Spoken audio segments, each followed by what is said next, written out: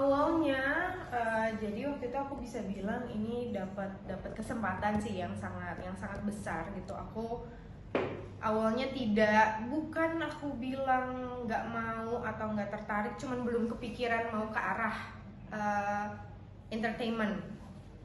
Dan waktu itu tiba-tiba muncul aja dapat kesempatan yang besar, dan di saat itu lagi mau mencoba, akhirnya aku coba dan ya ternyata turns out hasilnya bagus dan banyak yang suka.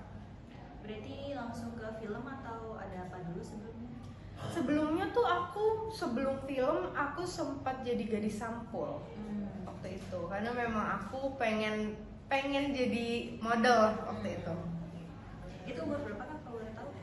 Umur 14-15an waktu gadis sampul itu. Mulai karir di usia remaja ada gejolak batin atau gimana gitu nggak sih Kak saat itu? Saat itu sih aku bisa bilang enggak. Karena di umur segitu pada saat itu masih meraba-raba aja. Justru yang berasa pada saat aku mulai dewasa. Oh gitu. Boleh ceritain Kak, itu apa yang dirasain saat itu, terus apa yang bikin ragu? Saat itu kapan? Yang pas tadi ngerasain gejolak batin tuh mulai pas umur berapa? Oh, oke. Jalannya apa? Mungkin ini banyak yang dialami sama orang juga ya, maksudnya nggak selalu yang ada di entertainment industry. Karena teman-temanku yang memang lulus SMA pada kerja dan lain-lain, mereka juga punya problem yang sama. Bisa kita bilang quarter life crisis. Itu di aku umur 19 ke 20-an mungkin. Itu aku merasa kosong, yang aku tuh kayak ada gap besar yang harus aku isi dari apa yang aku pengenin. Jadi kayak seakan-akan aku merasa aku nggak tahu tempat aku di mana, aku harusnya di mana, aku harusnya ngapain, itu aku nggak tahu. Dan jadinya aku harus explore banyak hal untuk tahu aku sebenarnya maunya apa dan tempatku di mana. Saat itu apa yang membuat kakak akhirnya yakin buat mulai lagi nih di film, mulai lagi di industri setelah ada rasa-rasa kayak gitu?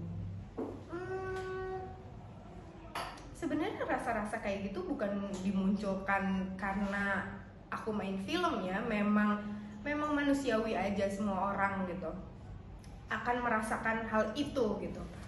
Jadi kalau film itu memang apa ya, waktu itu ya aku pengen me time aja sih, pengen me time dan mengeksplor apa yang aku mau. Dan akhirnya setelah waktu itu film terakhir aku backstage, yang dimana diproduserin sama Mas Roni juga. Mas Roni udah sempat sounding setelah selesai banget bahwa mau buat si film Tayangin Usai di Sini ini, dan ngajak aku main. Dan ya udah, aku disuruh cari tahu, aku tertarik. Selama me time tadi apa yang Kak Sasa lakukan? Banyak sih, sebenarnya aku nggak ngeplanin bahwa aku harus melakukan ini, melakukan itu, mencari tahu lebih dalam apa segala macam. Menurut aku kalau kayak gitu, kalau terlalu di plan, nanti yang ada bikin aku pusing dan stres sendiri. Jadi aku benar-benar hidup aja, menjalankan hidup, and just go with the flow, dan membuka diri aku untuk bertemu sama kesempatan-kesempatan atau masalah-masalah yang nantinya aku tuh harus